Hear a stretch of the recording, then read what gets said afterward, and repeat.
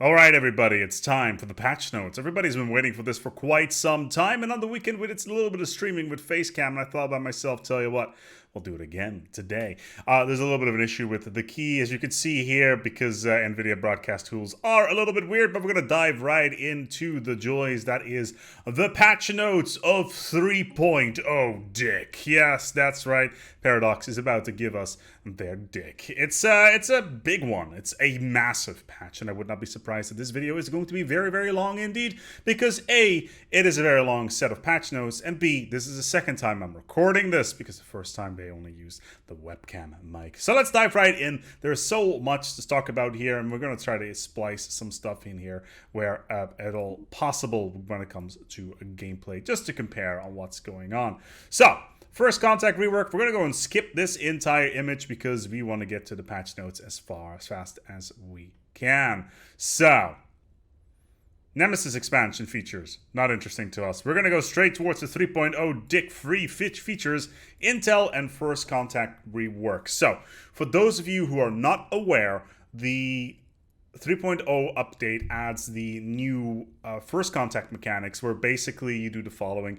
You send out one of your envoys at the start of the game if you have a first contact scenario, and then you do something similar to the archaeological system, where there is a chain, you do some events, you do some options, and then you can get first contact. No longer will you have to use your society science to figure out what on earth is going on with these here Xenos, and that's a really good improvement. It also gives a little bit of use to the envoys at the start of the game. In addition to that, you will also get 2 envoys rather than just the 1, just to offset all of this stuff because of the espionage and spy networks. Yes, that's right. Envoys will now be used as spy masters, in addition to what they already have done in the past as the envoys to the Galactic Community, towards the Federation, etc. Overall, envoys are shaping up to be one of the more flexible leader types within the game, which makes the fact that they don't have any traits or any sort of storyline attached to them really, really frustrating. Paradox, if you're watching this, please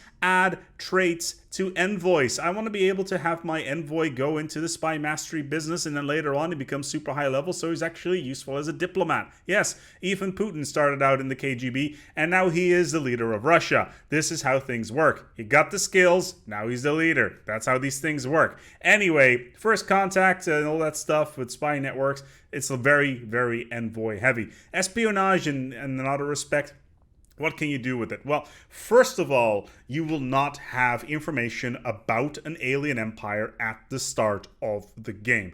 You will know nothing about them except where their capital roughly is. There is a fog of war. You don't know what the diplomatic status is. You don't know what their fleet power is. And you don't know how the economy on their side is rolling, and you want to know this. So you're going to send in your spy master, you're going to put in some sleeper cells, you're going to get that intel, and then slowly but steadily figure out what on earth is going on over there, and that's something you can do with that. We'll do a separate video about espionage in the very near future, so keep an eye on that. But it's one of the biggest things about this patch, and ironically, it's also one of the reasons that well, we'll get into the expansion once it comes out, shall we? Let's do that. All right, economic and population rework is I don't want to say the word massive again, but it is massive. It is so big, it's not even funny. Let's actually dive into a little save file that I prepared here and actually showcase what I mean by these here changes. So, Stellaris should be loading up shortly. Come on, Stellaris. Primary. There we go. All right. So as you can see, we got our save file here, and there's a whole bunch of stuff going on. But overall, it's pretty darn decent. So one of the big changes here is building slots. Building slots will now not be unlocked through population. As you can see right now, we got 145 pops, so this roll is probably not the best example. Let's get a smaller one that does not have... Here you go. Okay, so we got all these building slots down here, right? Well, first of all, they're going to be moving down in towards this particular area. And no longer will building slots be unlocked through pops. Building slots will be unlocked through the wonders of the level of the planetary capital, plus some technologies as well as traditions that you can unlock on the way. This also has knock-on effects towards branch offices. Branch offices will have building slots unlocked based on the level of the actual capital. If we go to the, or at least of the capital building, as you can see here, this place has, for instance, 2 building slots unlocked and a whole bunch of other ones as well. So you can see only 75 pops enabled, but yeah, you get the general idea. Basically, it's all based around infrastructure. The higher level your capital building is on your planet, the better your buildings will work out. And there's a good reason for this, but we'll get into that shortly, because there has been a massive change to some other things as well, but we'll get into that shortly. Ecumenopole, however, if we look at our Ecumenopolis right here, in the 3.0 version, every single building slot will automatically be unlocked. That's a huge deal because it means that we can put in things like chemical plants, we can put in gas refineries, Ministry of Productions, and stuff like that right off the get-go and really start to get those foundry arcologies and industrial arcologies rolling, except that we can't because there's changes there as well. And that is, of course, the industrial districts. Basically, the developers looked at the industrial arcology and said, hey, the foundry arcology and the industrial arcology, let's just slam them together and turn them into a single building. And that basically translates to the following. There is going to be an additional district called the industrial district, which basically allows for alloys and consumer good production locally through those. So no longer will they be coming in through buildings that you build, such as the foundries or the consumer good factories. No, they will be running through the joys of industrial districts, which is a huge deal. Now, you may be thinking by yourself, okay, so the factory and the forge building, are they of any use? Yes, they are. Basically, what they will do is they will add additional jobs to every single district that you have up and running. So let's say, hypothetically, you got your district here. It's a generator district, but let's just pretend that it is a district for industrialism. Let's say that you have a foundry building on the planet, so this one right here, it will add a single job to all of those districts. So a single building, the alloy nano plant, rather than only adding one job, or I don't know, it's 2 jobs, 6 jobs, and 8 jobs, I believe. Instead, they will just add up towards the districts instead, which is pretty big if you have a lot of industrial districts on the planet. In addition to that, you will only be allowed to build 1 alloy foundry on a planet, or only 1 civilian consumer goods factory either. And that's a big knock-on effect because it means you have all these other slots available for other things to use, which is pretty big deal. The real thing is that consumer good factories and alloy foundries, you can only build 1 of each on a planet, and they are exclusive. So it's either an alloy factory or a consumer good factory, unless of course it's an Ecumenopolis, because then it is excluded. You can build both of them there. So yeah, pretty big change there. How do I feel about this? Well, I did play around with 3.0 a little bit. Yes, I did touch the dick, and basically it works pretty well as soon as you wrap your head around the system. It's going to take a little while to adjust to, because everybody will be like, okay, I got to build my foundries, I got to build my consumer good factories rather than the industrial districts. And on top of that, you'll also need to put a designation on there, let's say Forge World, so in that particular case, the district would only be building alloys or only be building consumer goods. So you can still really specialize your worlds, and with the new districts will allow you to get a ton of resources out there. There's a really good reason for all this stuff, because, well, pops have changed. Pops have changed a lot, and I will illustrate as such. Pop growth and assembly. This is probably the biggest performance boost that the game has had in a while. I'm not going to lie, I've played around with this already. You will have less pops in total. They will still be producing the same amount due to the changes in the economy system, but as I said, you will have about 50% of the pops that you would have before, thus improving game performance. I've played several games already on the 3.0 patch over the weekend. We did 16 hours of streaming of it. There's a link probably in the sidebar if you want to go and check that out. But performance was great overall. I have no issues with that. I was not hosting. My machine is excessively powerful, so it's not a good idea to use my machine as a bench, but still, performance has been exceptional And I think this, in terms of gameplay, yeah, it's been really, really good. Anyway, pop growth and assembly. So basically, pop growth, whereas previously it would be like a linear line, whereas now it is more of a curve. Basically, it's based around the carrying capacity of a planet. If a planet is full, it will no longer grow anymore. However, initially there will be a steady grow of, I think it's a 3.0 pop growth rather than a 1.0, and then it will just shoot up into the sky and then level off again.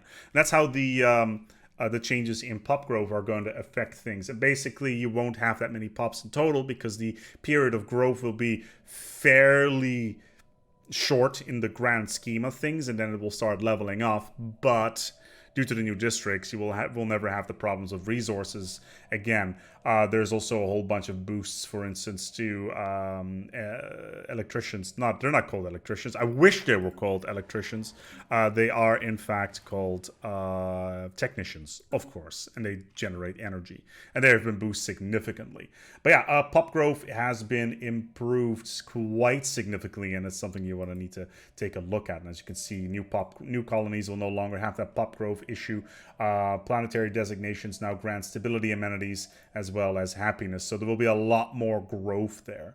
The amount of pop growth or assembly required to create a new pop is now increased by the total number of pops in the Empire. Just to illustrate that, let's say that we got this place, right? So at this point in time, it says pop growth progress 100, 29 out of 100, right there in the middle of the screen.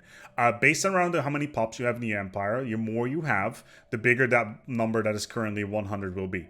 Don't know the math behind it just yet. We will figure it out eventually, and we'll do a video on it once that is the case. But carrying capacity is a huge, huge deal, and the growth of the Empire will slowly start to peter off at the end of the game, which means that your core planets are going to be a lot more important in general, at least in my opinion, unless, of course, you're moving stuff around. Hug and a mug. It's good stuff. It's good stuff right there. Spawning pools, cloning vats now will produce organic pop assembly rather than pop growth. So what does this actually mean? I quickly need to find a planet that has... I don't think we actually have any robots in this save file. So let's quickly grab another save file here. This Commonwealth should probably do it. Let's take a look here. It doesn't really matter. Basically what happens is that previously spawning pools and cloning vats would add growth value to the growth indicator. Now they will add to the assembly indicator. So basically, you will be allowed to produce organic pops rather than robots if you want to do so, which is really, really powerful because it allows you to dual your growth, kind of how you would do with robots, except it's no longer added here. The one thing you need to keep in mind is that they are exclusive. It's either you're growing a robot or you're growing a organic pop. 99% of the time, building a synthetic is going to be arguably better, in my opinion, unless, of course, you've engineered the ever-loving crap out of these empires. So yeah, biological engineering objectively has had a little bit of a boost, which is incredibly powerful, especially considering the additional growth that you can get in the late game. Let's go back towards the notes, shall we? Auto research quality of life. So, right now, if you are in the game, you can just research something. Let's just grab some random stuff. There's a new button added towards this particular part of the interface. If you click it, it will start auto-researching. It will just research whatever the game wants it to do. Most likely, I don't know what it's doing. Probably the fastest one to research. But unless you can set a research goal, I don't see this having a lot of use because you always want to focus, right? Let's say over here, always want to go research here. You always want to go growth here. Always want to go research here. If you turn on auto there, then it's just going to be like, all right, I'm just going to lose my tech advantage because I won't be able to, say, do some stuff in material research because a lot of technologies have now boosted income from space resources. For instance, in this particular example, we are generating 2 energy, 6 minerals in the solar system, and that has been improved quite a lot in 3.0. The game setup now allows you to pick an Endgame Crisis. This is now it's still randomized and the code has been changed as well. So it's actually random to the point that, random can be, in the end, it's still a computer. And that's pretty much it.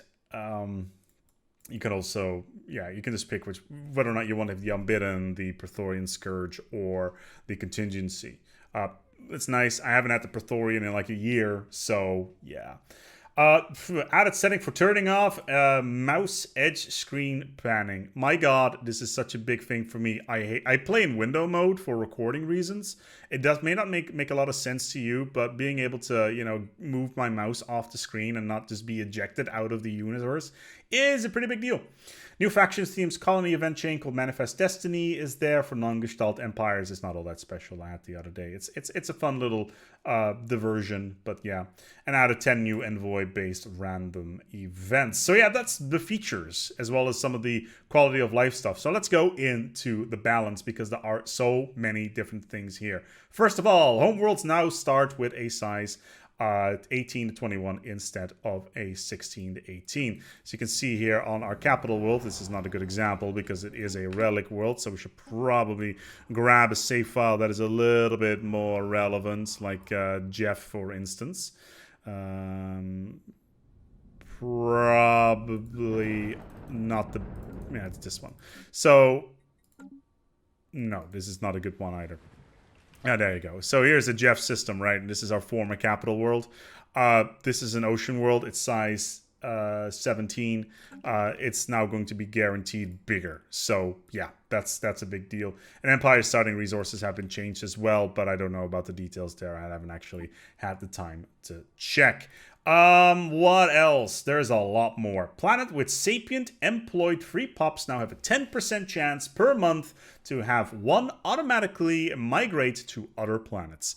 What does this translate to? Well, dear friends. Well, it translates to that the greater than ourselves edict, which is part of the galactic community, specifically the greater good chain, which is a pain in the ass to get to, if I may, is now part of the base game. Like, straight up part of the base game. And that right there is amazing. It's probably one of the best additions to this, aside from maybe the economy changes. But no longer will you have to toil in the migration window because you will now be able to do stuff there. In addition, you will be able to build a special new building in the starbase, and that is basically a transit hub which allows you to boost that migration. Now, it's a bit of a shame. I did dabble with this a bit in the past. I really wish that the transit hub system was integrated into the trade route map mode, where you could set destinations, basically a sort of logistics network for pops, so they will move from position to position. I guess it was a little bit too much of a hassle, but I would have loved to see something like that, so you could set up your migration routes for pops and stuff like that, and also prioritize where people are going and take priorities and stuff like that. I really would have loved that, but it's not in here, and maybe a modder can go and pick that up at some point. Who will know?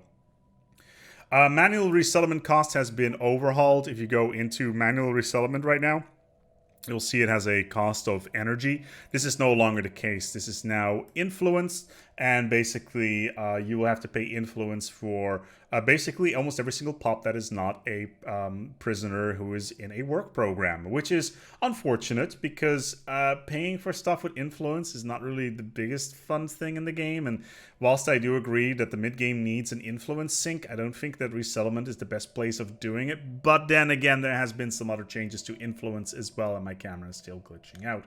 But this will be free if you have the Corvée system or Subsumed Will OTA upgrades in your Empire civics. We can actually take a look at that here. So let's take a look here. It was, what did I say again? Corvée system. So yeah, pop growth will change there. So pop growth from immigration will stay there, but resettlement cost will go down to 0 for those empires. However, please do be aware that if you want to abandon a world, say we got a bunch of pops here.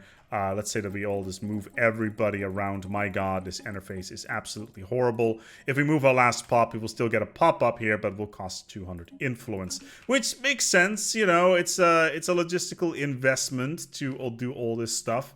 So yeah, having that changed, I think, is a good idea. Pop's demotion with time has been halved. So basically, whenever there is no job available for a specialist, for instance, let's say a specialist does not have a job, right? It will take him half as long to turn into a worker, and same thing for rulers. Now, this has knock-on effects as well to some of the other systems, specifically the kinship in harmony chain. We can actually go and take a look at that right now. Basically, the time it takes for unemployment pop to demote to a lower stratum has been reduced by 50, will now be 25, just to offset that a little bit. It's still a reasonable bonus. I kind of wish they changed it to something else. Kinship, that is, to something a little bit more applicable in this case. But still, I think it's a soft nerf to the harmony tree. And let's be honest here, expansion is going to be the best tree after this because of the way the pop growth works. But still, there's a lot of really interesting stuff to be had here when it comes to that sort of thing. Ring worlds and shattered ring balances. Ring world segments will now provide half as many jobs. So let's take a quick look here at a save file that I have, or at least a just an origin that I've got set up anyway. Did I set you up with a ring world already? I do not know. I probably did because I am a bit of a dumbass. So let's just quickly have that set up here. There we go. And let's just quickly load into a save file here, and I'll show you what I mean. So, we got our ring world segment, right? So we got Vran Primus here, and we got our segments. You get 5 segments right off the get-go. It's super useful, it's super powerful. It generates 20 jobs and 20 housing. These will now be slashed in half. You will get 10 segments in total per ring, and there will be 10 jobs on each. Basically, this is to balance ring worlds a little bit in terms of population growth. No longer is a single investment on a segment as big as it was before, because you would need to wait quite a lot of time to get those districts filled up with jobs, and that was a problem. Even though Shattered Ring is already one of the most powerful starts in the game, but of course, in general, when it comes to ring worlds, it's a pretty big deal. Commercial ring segments now have more clerk jobs, but no artisans. So basically, commercial segments, if we can find one, that is. This should be one. Research, agricultural, hive. Right. So in the past, a commercial zone would generate consumer goods to make sure that you could actually have some on the planet. But considering we now also have the industrial district on ring worlds, you no longer need that. Instead, it's just clerks. But clerks generate more resources now. I think up to 33% if they have the right type of living standard. So yeah, I got drones here, so it's not really applicable, but you get the general idea. Shattered Ring Origin now conveys ring world habitability preference, so basically they'll only want to live on ring worlds. So you need a migration treaties, which is pretty big indeed. So yeah, Shattered Ring blockers now also provide -1 districts, so you need to get those blockers out of the way. Shattered Ring will also no longer guarantee nearby habitable worlds, because nobody would want to live there anyway, which just makes sense. But again, you need to get those migration treaties up and running. And of course, there is the Shattered Ring Origin, Lithoids notification, because minerals are a problem on ring worlds. Habitat and Void Dwellers. So Void Dwellers have gotten some work on them. Let's put it that way. Let's take a quick look here at our good friends that are the Void Dwellers. I had a save file ready. There we go.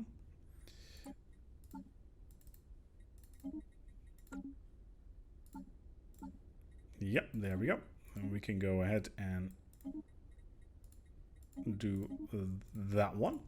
So the Void Dwellers habitats are more powerful now in general. They got a lot more value out of them. First of all, the adoption trait for domination has been changed. So by default, you would get the clear blocker cost for Void Dwellers, minus 33%. It's not all that useful for Void Dwellers, so this has now been changed to a Upkeep Reduction. What is this Upkeep Reduction, ASpec? Well, as you can see, this ring world over this orbital habitat has an upkeep cost of some 5. It has a 5 alloy upkeep cost because we have 3 of them and we've got minus 15 under alloys. Instead, with their magnificence, Paradox has decided to change the upkeep from 5 to 4.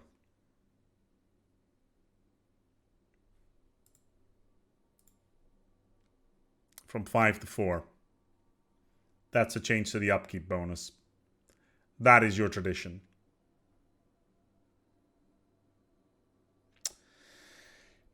Yeah. All right. So that is not all that great, to say the least. For those of you who agree with me there, feel free to put a comment down below saying F for Void Dwellers. Because I don't know you've seen the video. Traditions as well. Void Dwellers have a new tradition. They replaced Public Worlds Division, which previously city districts provided 1 additional housing. As far as I know, and I quickly need to double check here. Yeah, we got habitation districts here on these bad boys, so that does not really apply. So instead, they get a +1 building slot per habitat. That's what it boils down to. And overall, you can get a lot of buildings and habitats to begin with, and they are real powerhouses. Then there is a bunch of other stuff that is not really all that interesting, franchising effects and all that stuff. But this one right here, this one, Planetary Prospecting for Void Dwellers with Adaptability Tradition. So, Planetary Prospecting.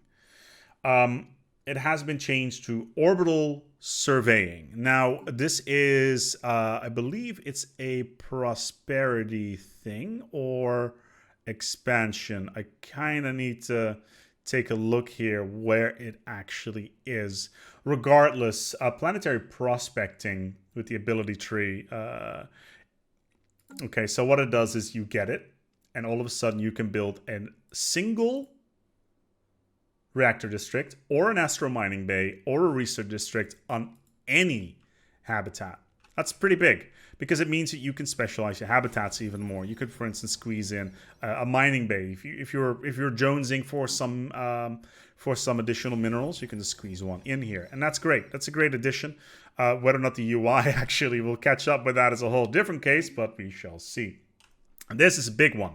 I'm about to drop some bombs because Void Dwellers are going to get the biggest boost through expansion.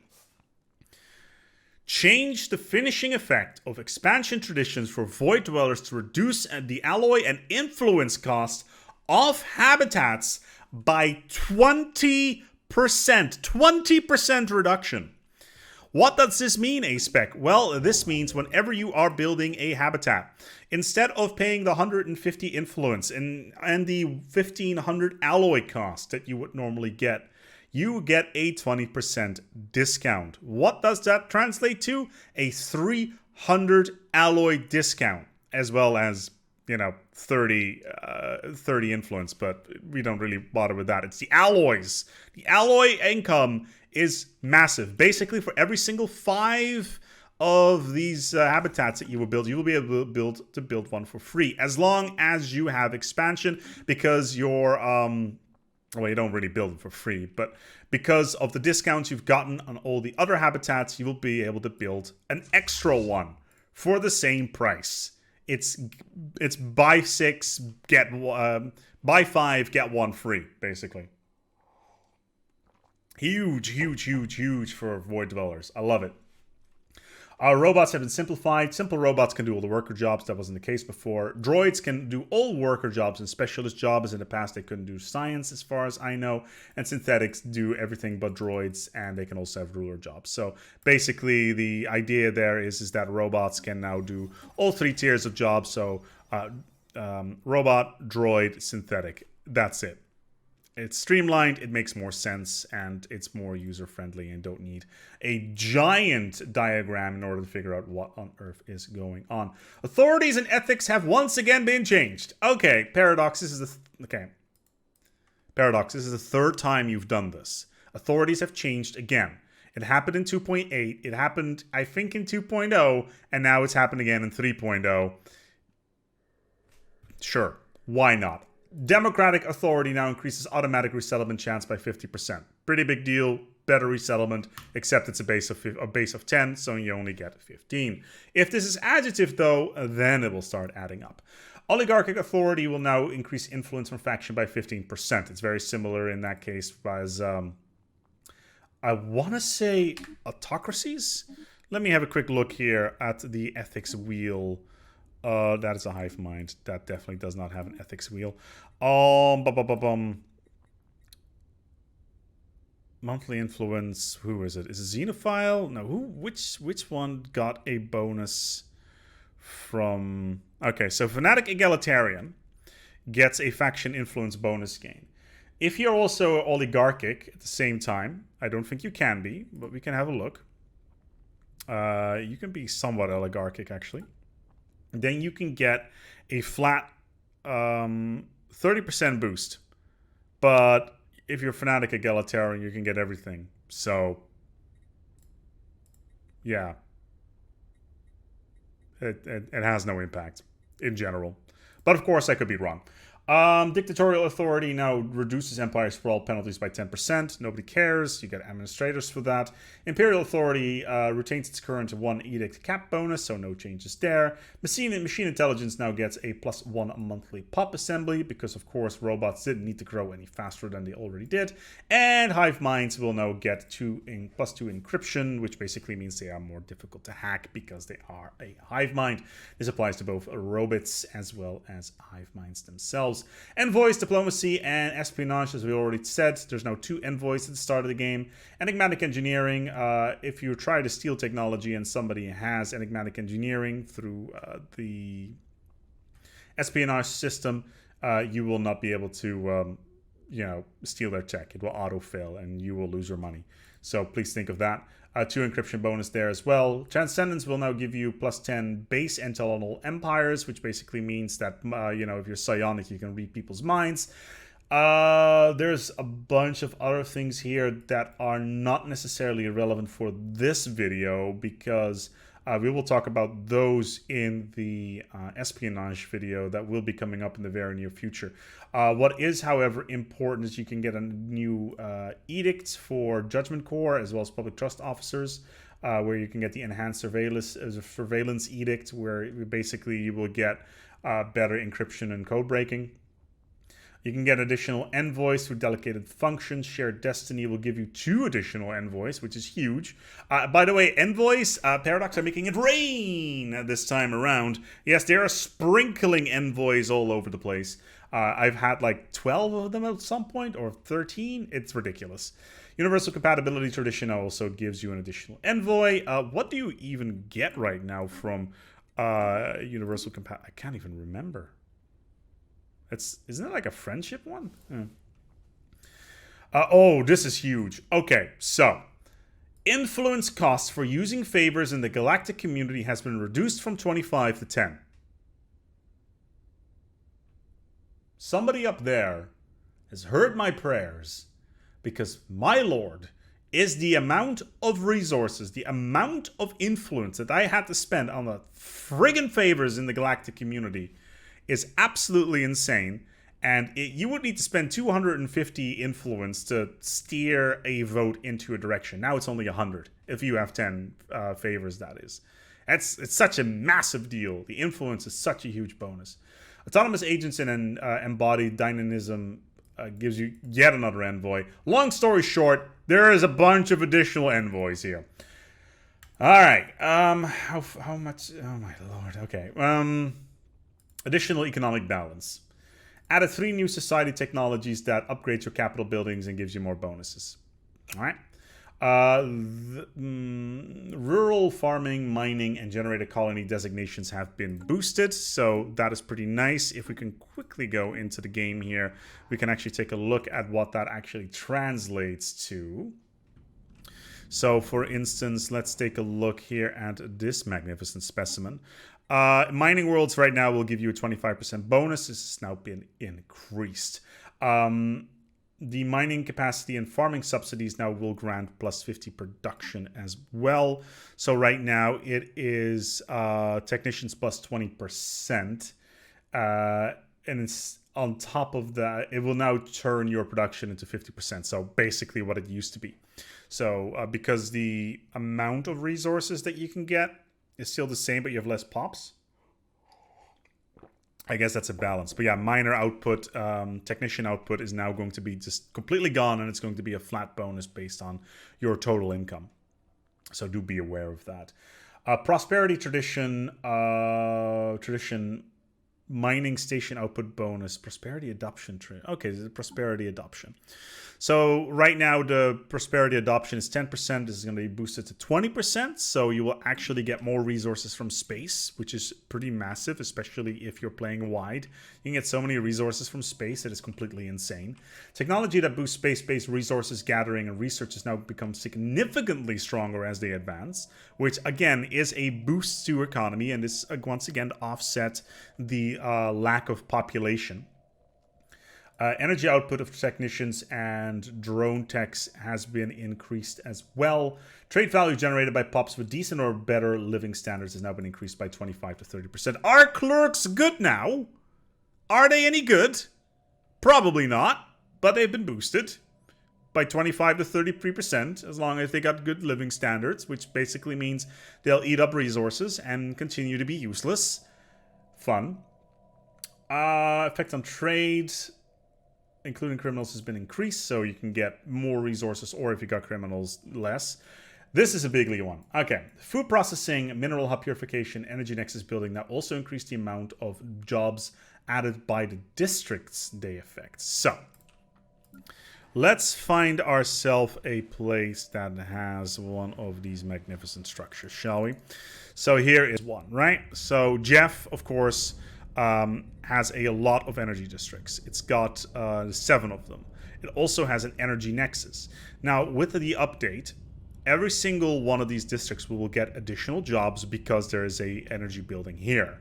And basically that means that instead of getting just +2 tech jobs or a bonus to technicians in general, you will just get 7 or 14 additional technicians. That's crazy. And that also applies, of course, to some of the other buildings as well. So, for instance, the food processing facility applies now to agricultural districts. Hydroponics farms are also affected by that, ironically. Mineral purification hubs, exactly the same deal. So, yeah, a huge deal for that one. I'm really, really curious on how that is going to work out. Reduce the special resource upkeep from Ecumenopole arcologies to 1 unit from 2. Okay. So, if we go to our capital world here on Jeff, as you can see, our Foundry Arcology has a cost upkeep of 2 modes per month. This is now going to go down to 1. This also means that if we build a chemical plant, it means that we can support 2 foundry districts with 1 chemical plant, whereas in the past we would need 2 of those because obviously they only produce 2. So yeah, once again, another streamlining of the economy there. I kind of like it. It's very nice. Data uplinks from Discovery Tradition. That's not really all that important. Yes. Okay. Nebula Refineries now produce a base of 10 minerals and 1 exotic gas if you have the technology. To put this into perspective, if we go into the galaxy map here and we see this single nebula here, right? And we're in the system. Oh, it looks so pretty. Oh, Paradox, you did such a good job in this. Well, it may look pretty, but it's also an economic boon because the spice must flow. If we build a station here, and, you know, if we had, we could build the Nebula Refinery and get 10 minerals, but also 1 exotic gas. This basically translates to the fact that if you have significantly larger nebulae, like over here, where there are multiple systems inside of the nebulae, you can get 5, 6 gas right off the get-go and just sell them on the market early on and get a massive economy boon. That is a huge, huge deal, and you do not want to underestimate that. This also translates to something else. If we can find one over here, where do I have a black hole? Well, there's already a thing in there, so that's a bit unfortunate. But the black holes, for instance, now the black hole observatories will get a similar bonus, but with motes instead. How that works, why there is no, why black holes would shed motes, I do not know, but I guess it's to balance things. But yeah, if you have multiple black holes, and you put a, whoa, my camera just went completely crazy there. Yeah, you can get crazy amounts of motes if you have enough black holes, that is. Technology that boosts technician, farmer, or mining output now also apply to energy, food, and mineral production starbases. So yeah, more resources just to offset the lack of population. Insider traditions will now give megacorps 5% branch office value instead of 1 branch. Oh yeah, that's right.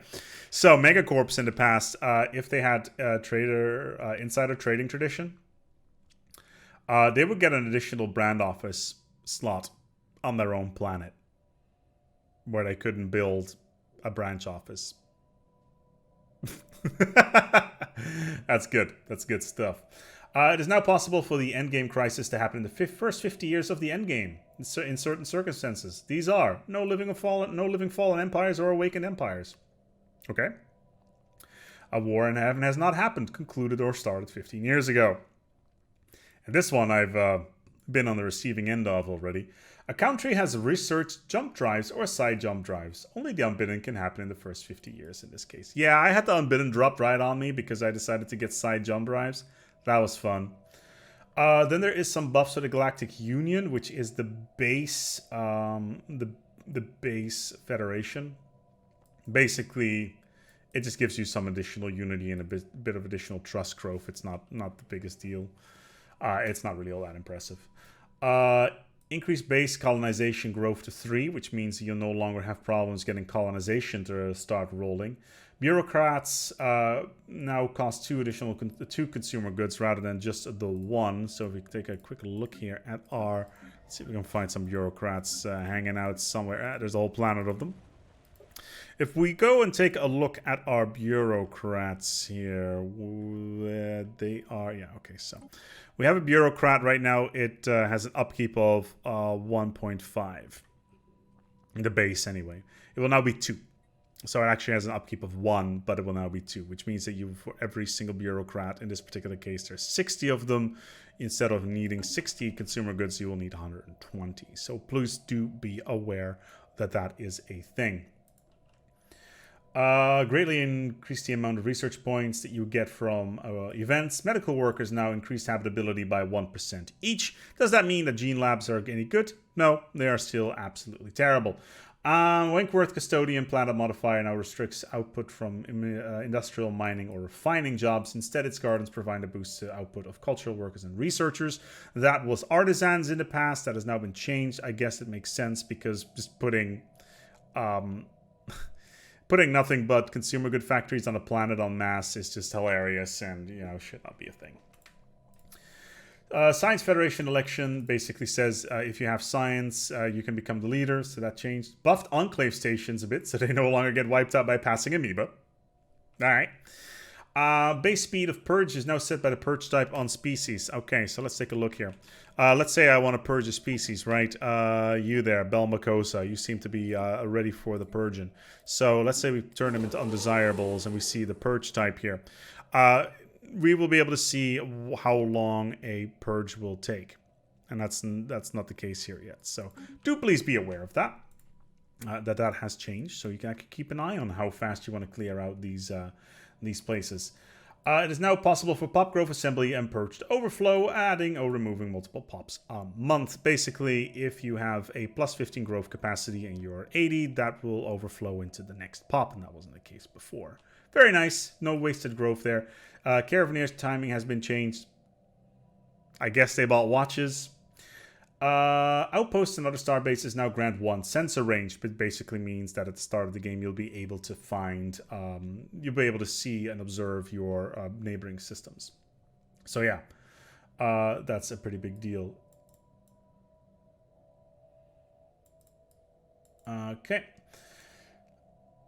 Let's take a look here. Subjects of the Fallen Khan no longer gain vast knowledge of geography. Yeah, if you joined the Khan, you would see the entire galaxy. That is no longer the case. Cloning VOTs now cost 500 minerals as well as food. And you also have a massive food upkeep because, of course, you need to put protein in those buildings. Necrophages can no longer assemble their pops a lot slower because spare body parts and all that stuff. Lithoids have been nerfed in terms of pop growth when it comes to the cloning vats. Unfortunate. Planets that have been reduced to 0 districts by terravores will now explode, which is nice. A corporate embassy now requires a major capital building instead of 50 pops and will give a 5% economic diplo weight instead of 10. It was incredibly powerful, and when it was just introduced in the Megacorp, you could spiral out of control in terms of diplo power. So yeah, it's a soft nerf to Megacorps, basically. The same thing applies to the Disinformation Center for the Criminal Corps. Organic Paradise building now has both artisan and maintenance drone shops, which basically means that Pampered Pops will make TVs. That's what it boils down to. And toasters. Yeah, your robots will no longer have to have toasters, so you no longer need to build consumer goods for those guys. So that's nice. Necrophage centers will produce the amount of necrophytes based on the pop growth speed. So if it knows that in 10 years you're going to have 3 pops, it will generate 3 necrophytes. Otherwise, it won't have the jobs available. So that's nice. Planetary Unification Homeworld modifier from Prosperous Unification Origin now expires after 10 years. And this actually requires a little bit of additional looking at. Let's take a quick look here. Prosperous Unification. Yes, let's dive in. And Prosperous Unification is a pretty big deal at the moment. It's arguably one of the better origins. Basically, with Prosperous Unification, you get this bonus where happiness is boosted by 50%, amenities by 25%, and resources from pops by 10%. In the past, you would get that the entire game, which was absolutely massive and overpowered as hell comparatively to some of the other origins. This will now dissipate after 10 years. So make sure you build up your stuff. I actually personally think 10 years is too soon. I'd rather have it to be 50 years, but yeah. Planetarian sector automation has been tampered again with. If it works, it'll be a friggin' miracle. Because they've been trying to get that system up and running for God knows how long. Let's just skip all this stuff. You can go and read up about it yourself. I don't really care about it, to be honest, myself. Stability and performance. The game has had massive performance improvements. I've had no out of syncs. I've had no crashes. It runs like a dream on 3.0. If you have any other experiences with that, let me know. Please do be aware that my benchmarking is a little bit offset due to the fact that my PC is hilariously overpowered. So that is a thing. UI. There's a bunch of cool things here. Add an outliner option for showing colony designation instead of planetary icons. So what does this translate to? So let's take a quick save file here and let's go to UGF. As you can see right now, there is all these icons, these little things in here that says generator world, mining station, yada yada yada. There will be a new icon at the bottom here, which will basically put the logos of set things, set specialization in front of the planet, so you very quickly can see it. So these little icons over here. So it makes things a little bit more visible, and it's more pleasing to the eye. It has a very Civ feel to it, I feel. A little bit of civilization there. You can now sort and reorder planets in the outliner. My god, it's finally here.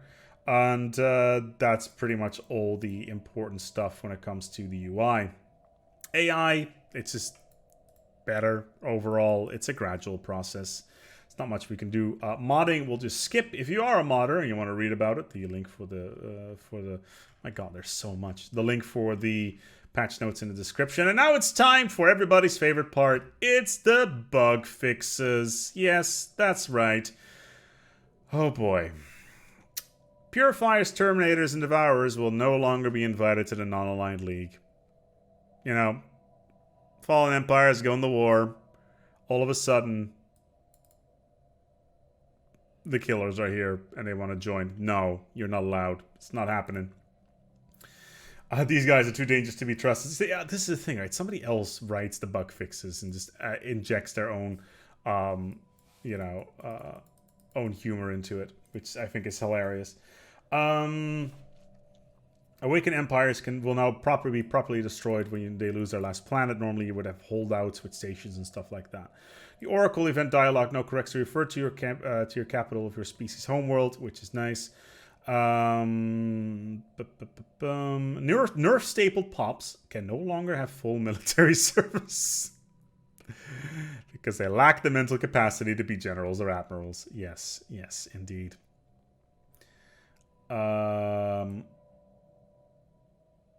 You can only ask the president of a hegemony whether or not you may join it, because only they are allowed to say yes. What else is here? Purchased Caravaneer Corps will no longer pops will no longer be pre-sapient. So Caravaneers can send you or sell you pops sometimes, and they will be random. And in some very rare cases, they can be pre-sapient. They are literally selling you monkeys. Pre-uplifted animals. That's been fixed. Hidden Worlds event, it's not really all that impressive. Wentworth, we already talked about that. The pathfinding on the Caravaneers has been improved. If you turn your capital system into a black hole with the horizon signal, the game will properly treat it as a black hole. So what this translates to, let's say you have a planet, let's say you have a black hole generated here by the horizon signal. It will actually look like a black hole on the galaxy map rather than just this little icon over here. So that is something as well. Synthetic Ascended Empires can now successfully block the ghost signal. Okay, there is a bunch of really cool stuff here. I'm looking for something very specific because I read it before. Ah, yes, fix terraforming, leaving a giant planet on the galaxy map if you left the system too quickly. So I actually do have a couple of planets that are being terraformed at the moment. If I can find them. They are in the Jeff system from what I can remember. If not, we'll just terraform them right now. So let's say we want to finish terraforming, right? So here comes the terraform. The icon goes in, the little animation. And poof, we've got ourselves the little things here. So this will no longer be the case. If you terraform a planet, these things will no longer be there. That was due to you leaving the system too quickly after the terraforming process. Let's take a look here. Earth is now consistently size 18, because of course it is. Crossbreeding events will no longer happen if casino compatibility has been disabled. That could happen with Caravaneers. Speaking of the devil, they are right there. Fix one of the track locations of the cultist Church of Light chain being at the center of the galaxy. That annoyed me beyond belief, and I'm so glad it got fixed. It only took 4 years. There was one thing in particular that I was looking for. Like, I know what it is. I can just, there's so many of them. I highly recommend. Ah, there it is. The first ruler, when losing elections, becomes a governor. What does this translate to? Well, let's quickly go ahead and just create a random empire here. Let's say that you start off and you have your leader up here, right? If you have a democracy and this leader loses the election, that leader is gone forever. Okay? Does that make any sense? No, of course it doesn't, because it doesn't make any sense. The character still exists, but it will become a governor. And right now, that is not the case. So do please be aware of that. And overall, that is basically it. If you want to read more about these and just look at the Zane of the of the patch notes, there's a link down in the description below for you to check them out. It's a massive one. This video is over 54 minutes long already, and as you may have noticed, we skipped over a few things here and there.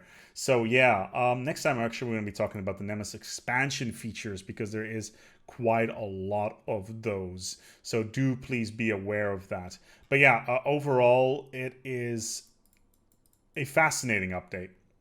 A lot of really, really, really good additions here as part of the expansion of the patch, the 3.0 Dick update. And I'm really looking forward for you guys to actually get your hands on it. Now, before we leave, I just want to thank you all for continuing to support the channel. It's been a real pleasure. If you have watched this video in its entirety, make sure that you put a little comment down below saying, patch notes are awesome, and then, you know, just put that below, and then I'll know that you've viewed the video. In the meantime, though, I want to thank my patrons for making this video possible. I wouldn't be able to do it without you. It's always a real pleasure. If you want to get involved in that process as well, there's a link in the description below, as is all the other stuff that I've been talking about so far. But yeah, I'm going to go and try to fix my key here, as my chair has decided to glitch in and out of the matrix. Oh god, there it went again. But in the meantime, thank you so much for watching, and until next time, take a good care of yourselves. And as always, thank you for reading the patch notes. Actually, I did it for you. Bye-bye.